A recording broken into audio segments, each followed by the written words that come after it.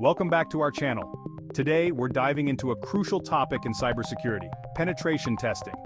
Whether you're a tech enthusiast or just curious about how organizations protect their data, this video is for you. Let's explore what penetration testing is, its types, tools, techniques, and some real-world examples. Ready? Let's get started. First off, what exactly is penetration testing? Simply put, it's a simulated cyber attack on a computer system, network, or application. The goal? To identify vulnerabilities that could be exploited by malicious hackers. Penetration testers, often called white hat hackers, use the same techniques as cyber criminals, but with permission. This helps organizations strengthen their defenses before a real attack occurs. There are several types of penetration testing, each focusing on different aspects of security. Network penetration testing. This tests the security of an organization's network, including servers, firewalls, and other devices. Web application penetration testing. Here the focus is on web applications, looking for vulnerabilities like SQL injection or cross-site scripting. Mobile application penetration testing. This targets mobile apps to identify flaws that could compromise user data.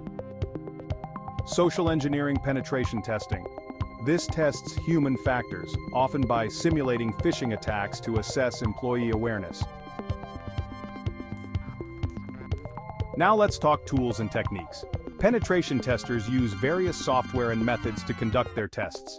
Popular tools include Metasploit, a framework for developing and executing exploit code; Nessus, a vulnerability scanner that helps identify potential weaknesses; and Burp Suite, essential for web application testing.